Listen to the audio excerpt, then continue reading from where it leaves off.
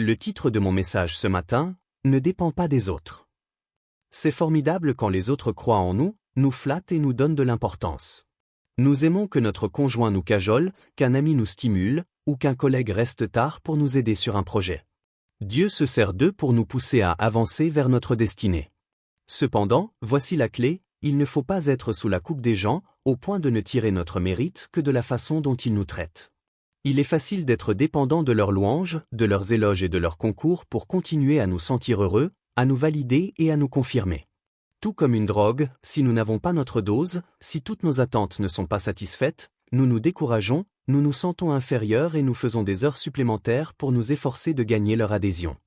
Le problème est que nous tentons d'obtenir des individus ce que Dieu seul est capable de nous donner. Notre valeur ne vient pas de quelqu'un d'autre, elle vient de notre Créateur. Si nous nous en remettons aux hommes, nous serons déçus, ils nous abandonneront, seront occupés et ne seront pas là quand il le faudra. Occasionnellement, ils se retourneront même contre nous. Dans les Écritures, Pierre était un compagnon proche de Jésus. Ils étaient ensemble jour et nuit. Cependant, lorsque Jésus a eu le plus besoin de lui, alors qu'il était sur le point d'être crucifié, Pierre a nié le connaître. Jésus aurait pu être bouleversé et se lamenter, « Dieu, je ne comprends pas. Pourquoi mon ami n'était-il pas là pour moi ?» S'il l'avait fait, il serait passé à côté de sa destinée. Arrêtez d'être assujettis aux autres. Ce qu'ils font ou ne font pas ne détermine pas votre valeur. Ce qu'ils vous donnent ou pas ne peut pas paralyser votre dessein. Dieu a insufflé sa vie en vous. Il vous a couronné de sa faveur. Arrêtez d'attendre que les gens vous acceptent, acceptez-vous vous-même. S'ils ne vous réconfortent pas, faites-le vous-même. S'ils ne vous donnent pas le sentiment d'être spécial, confessez que vous l'êtes. Je suis l'enfant du Dieu Tout-Puissant, je suis couronné de gloire, je suis unique en mon genre, je suis un chef-d'œuvre.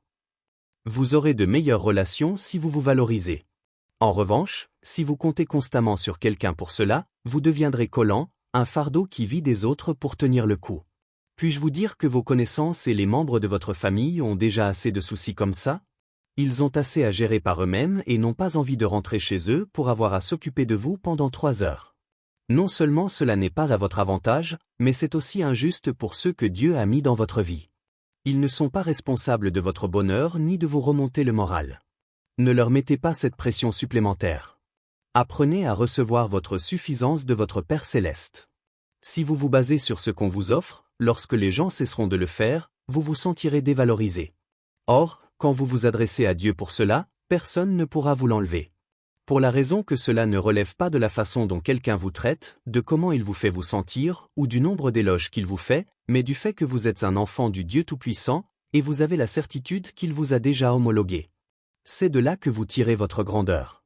Joël, mon enfance n'a pas été des plus glorieuses, mon époux ou mon épouse ne me félicite jamais, mon patron ne reconnaît jamais la juste valeur du travail que je fais. Je vous dis ceci respectueusement, si vous n'avez pas eu cela, c'est que vous n'en aviez pas besoin. Personne n'a la possibilité d'entraver votre destin.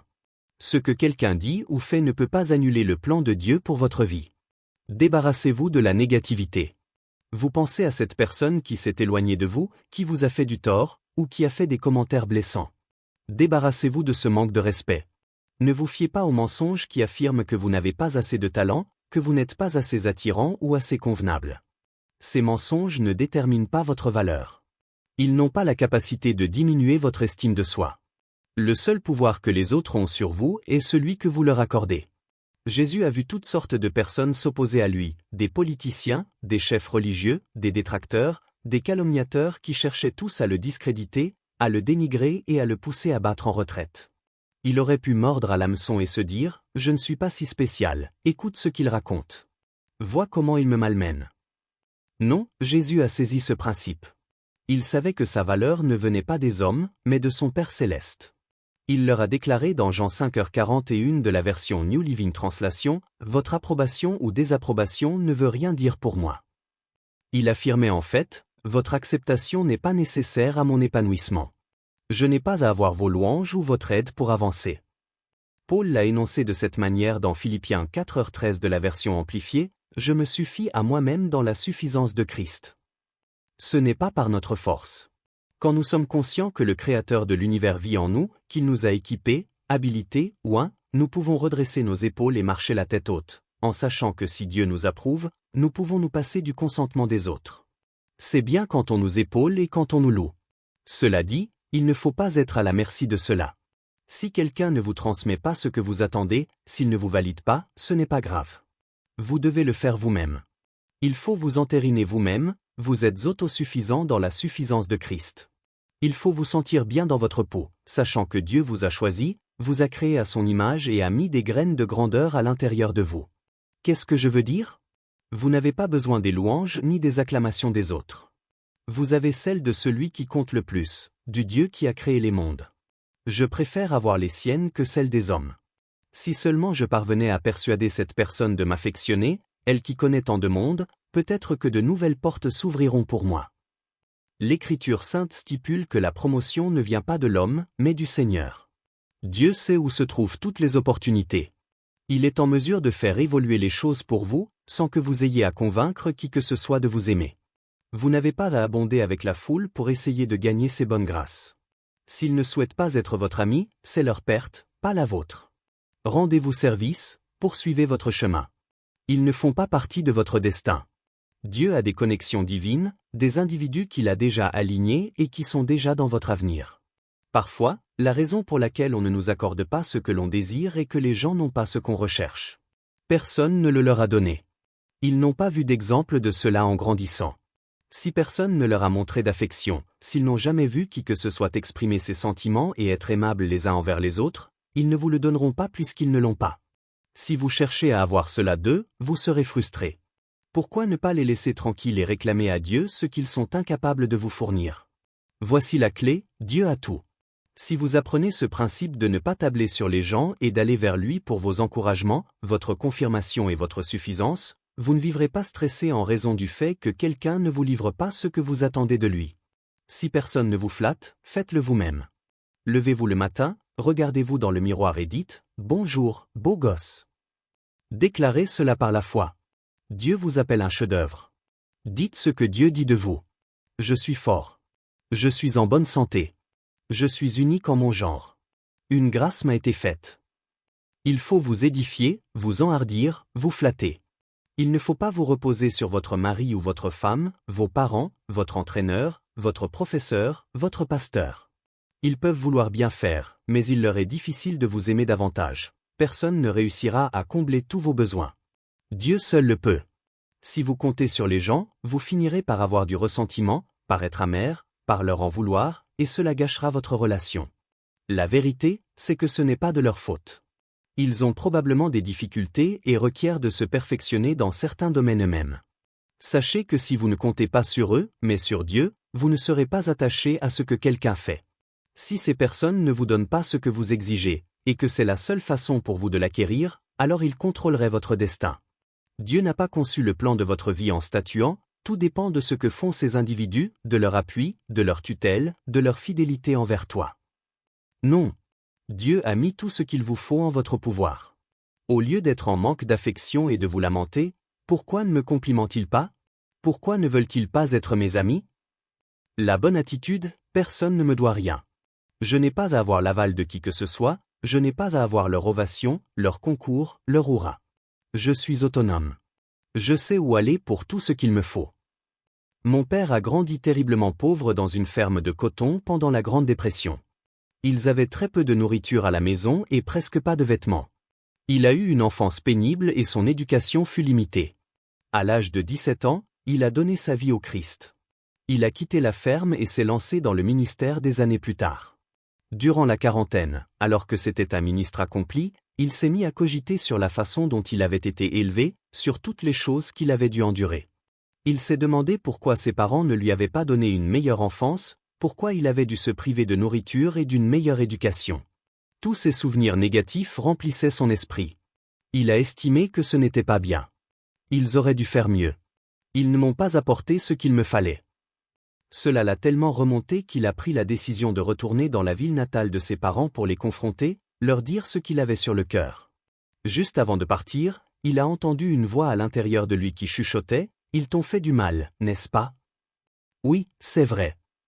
Ce n'était pas juste, n'est-ce pas? Ils n'ont pas pourvu à tes besoins. Non, ce n'était pas juste. Vas-y, fais-leur savoir ce que tu penses. Ouais, ils vont bien m'entendre.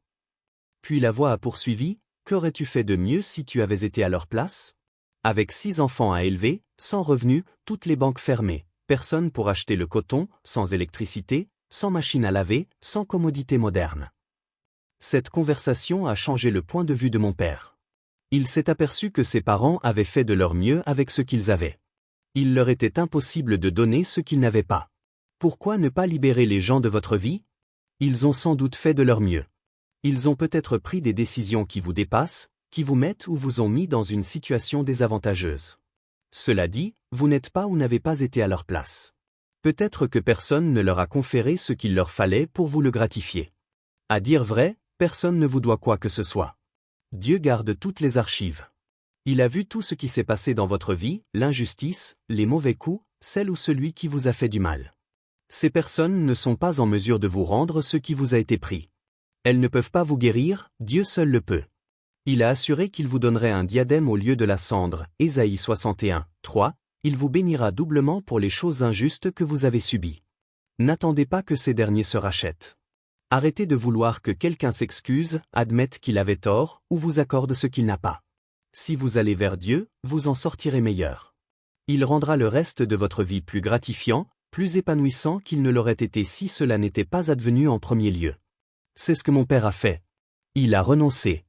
Il s'est rendu compte que ses parents n'étaient pas en situation de lui fournir ce qu'il n'avait pas, et il a continué à vivre une vie bénie, prospère, aboutie. Quand vous ne dérangez personne et que vous ne vous attendez pas à ce que les gens agissent parfaitement et vous rendent heureux, non seulement leur vie sera meilleure, mais vos relations s'amélioreront. Quelle que soit la qualité d'une personne, elle ne pourra pas combler tous vos besoins. Je prends conscience que je ne suis pas apte à assouvir tous les besoins de Victoria, mon épouse. Je peux faire de mon mieux, la flatter, la conforter, la respecter, mais je suis humain. J'ai des défauts, des imperfections. Si elle ne considère que moi, elle sera déçue. En revanche, si elle contemple Dieu, elle ne le sera aucunement. Personne n'a tout.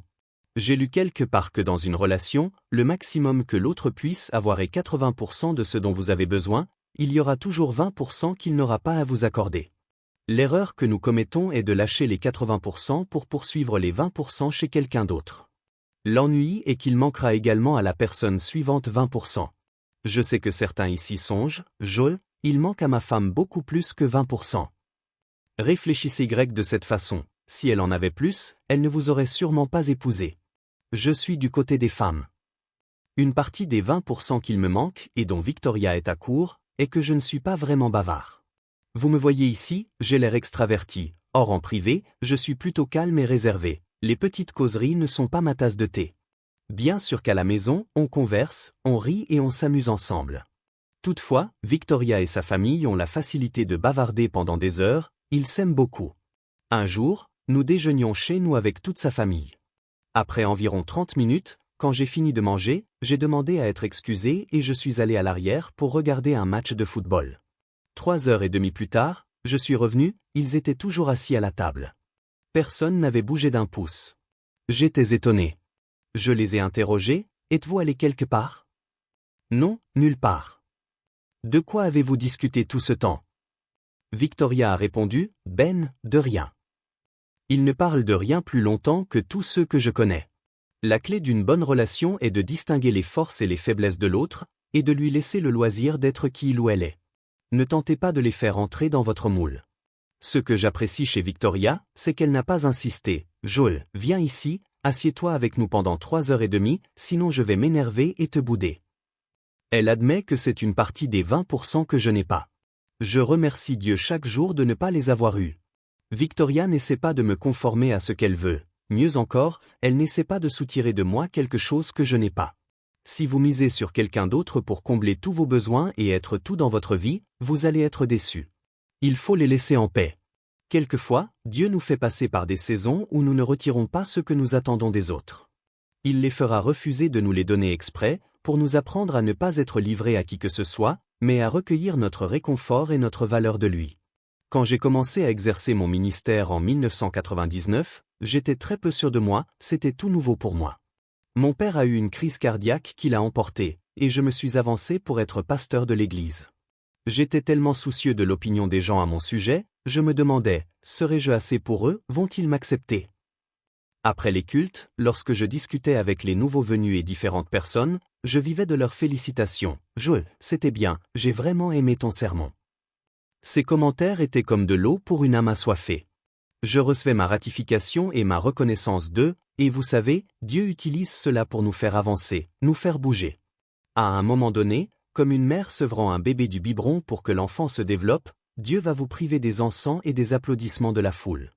Cela ne signifie pas que ça ne viendra pas, mais que vous parviendrez à un stade où vous ne serez plus dépendant des stimulations de quelqu'un d'autre pour vous sentir bien dans vos baskets.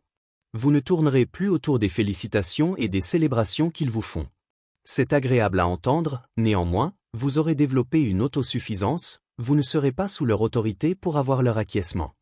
Il vous faut vous adresser à Dieu pour cela. La première année de mon ministère à la coude, on m'acclamait chaque fois que je me levais pour prêcher. Les frères et sœurs étaient très encourageants, très loyaux et me soutenaient. Chaque fois que je descendais de l'estrade, Victoria s'exclamait « Jo, c'était formidable, tu as été fabuleux ». Cela aurait pu être le pire message du monde, je pouvais faire confiance à son appui indéfectible pour me susurrer que c'était bien. Je sais que de temps à autre elle mentait, seulement, cela m'était nécessaire à l'époque.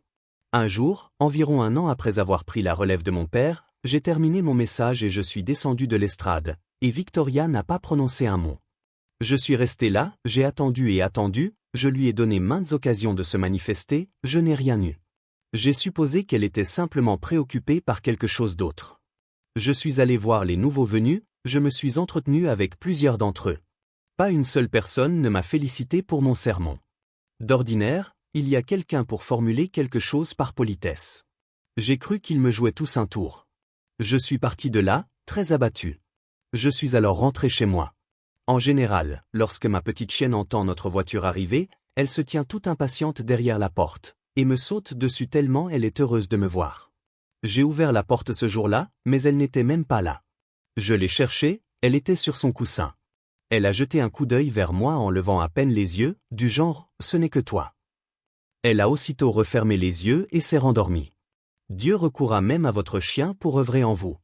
Avec le recul, je m'aperçois que Dieu m'enseignait à ne pas me fier à l'opinion des autres, à ne pas convoiter leurs applaudissements ni leur assentiment. Si je n'avais pas appris cela à l'époque, je ne serais pas là aujourd'hui. Plus Dieu vous élève, plus il y aura d'aversion, d'opposition et de critique. Si vous basez votre mérite sur la façon dont on vous considère ou vous motive, et que vous vous efforcez de contenter tout le monde, vous ne serez jamais ce pour quoi Dieu vous a créé. Durant ces premières années, si j'entendais un commentaire négatif, cela ruinait tout mon dimanche. Je rentrais chez moi démoralisé en présumant que je n'avais pas assez bien fait les choses. Maintenant que j'ai été dépossédé de ce biberon, entendre quelque chose de négatif ne me dérange pas. J'ai réalisé que tant que je fais de mon mieux pour honorer Dieu, je ne vise pas le suffrage d'autrui. J'ai l'approbation du Dieu Tout-Puissant. Souvenez-vous, il est impossible de satisfaire tout le monde. Cessez de vouloir plaire aux autres. À la fin de votre vie, vous ne vous tiendrez pas devant la population pour vous expliquer. Ce sera en face de Dieu. Il ne vous questionnera pas, as-tu rendu tout le monde heureux? As-tu fait plaisir à toute ta famille? As-tu eu la recommandation de tes collègues? Il voudra plutôt savoir, as-tu exécuté le dessein que j'ai donné pour ta vie? As-tu couru ta course? As-tu terminé ta mission? Peut-être que comme moi, vous ne recevez pas des autres ce que vous aviez l'habitude de recevoir, les compliments, le soutien, les bravos. Mais au lieu d'être insatisfait, ayez une nouvelle façon de voir les choses. Dieu vous fait mûrir. Il vous prépare pour le niveau suivant de votre destinée. Moins vous êtes dépendant des gens, plus vos muscles spirituels se renforcent, plus vous allez haut. Dans Juges chapitre 7, les Madianites s'allient à deux autres armées qui traversent le Jourdain et s'apprêtent à attaquer les Israélites. Gédéon a lancé un appel à tous ses hommes. 32 000 guerriers israéliens se sont présentés prêts à se battre. Gédéon se sentait bien, il avait une armée considérable avec lui pour protéger le peuple d'Israël. Ils marchèrent donc vers leurs ennemis. Seulement, Dieu lui annonce au verset 2, « Gédéon, vous êtes trop nombreux. Si vous gagnez la bataille, vous le mettrez sur le compte de votre propre force. » Il lui ordonna de communiquer à tous ceux qui désiraient partir, à tous ceux qui avaient peur, qu'ils pouvaient rentrer chez eux. 22 000 hommes ont fait demi-tour et sont partis. Il a perdu les 2/3 de son armée. Je suis sûr que Gédéon a dégluti et s'est exclamé, « Dieu, as-tu vu ce qui vient de se passer? Dieu a répliqué, oui, j'ai vu, mais vous êtes encore en surnombre. Emmène les 10 000 hommes restants au ruisseau. Divise-les en 2 groupes. Chaque homme qui mettra sa bouche dans l'eau pour boire constituera un groupe. Le second groupe sera celui de ceux qui mettront leurs 2 mains dans l'eau pour les porter à leur bouche. 9 700 hommes ont mis leur bouche dans l'eau. C'était le groupe qui devait rentrer chez lui. Il n'y avait que 300 hommes qui ont bu de l'autre façon. Son armée est passée de 32 000 à 300. J'imagine Gédéon murmurer, « Dieu, j'étais confiant avec 32 000, un peu inquiet avec 10 000, mais alors là, 300 hommes. C'est impossible. » Dieu l'a rassuré, « Gédéon, tu n'as pas besoin de tous ceux que tu penses nécessiter. Tu comptes trop sur la multitude. » Dieu nous répète la même chose. Vous n'avez pas besoin que tous vos collègues vous endossent. Vous n'avez pas besoin des louanges de tous vos amis ou membres de votre famille. Moins vous dépendez des autres, plus conséquente est l'onction dans votre vie. Lorsque vous êtes dégagé de l'appui de quelqu'un d'autre, de l'espoir qu'il vous assiste, de l'idée que c'est votre sauveur, Dieu libérera sa faveur dans votre vie d'une manière plus importante. Gédéon est parti avec ses 300 hommes, 1% de ce qu'il avait au départ. Dieu les a surnaturellement aidés à vaincre ces armées qui étaient bien plus vastes et bien mieux équipées. De la même manière, Dieu va vous combler de victoires là où les chances étaient totalement contre vous. Vous vous dites que vous seriez à même d'atteindre votre objectif si vous aviez ce piston-ci, ces relations-là, que vous surmonteriez ce gros obstacle si vous aviez les joueurs les plus forts, les meilleures personnes dans votre équipe juridique. Dieu certifie, ne t'inquiète pas pour ça. Tu n'as pas besoin de tous ces individus, toi et moi sommes majoritaires. Celui qui est en toi est plus fort que celui qui est contre toi. Cessez de vous plaindre, « Oh, si seulement il me formait, ou me soutenait. » Si vous renoncez à dépendre des gens, l'onction augmentera dans votre vie, vous accomplirez plus avec moins d'aide, moins d'hommes, grâce à la faveur de Dieu sur votre vie. Êtes-vous déçu parce que vous jugez ne pas avoir assez d'appui? Ayez cette nouvelle perspective, la puissance la plus extraordinaire de l'univers souffle dans votre direction en ce moment même. Êtes-vous effondré parce qu'on ne vous donne plus ce qu'on avait l'habitude de vous accorder? Dieu vous mène à la maturité. Cessez d'essayer d'obtenir des autres ce que Dieu seul est en situation de décerner. Allez vers lui pour votre valeur, votre estime de soi, votre encouragement.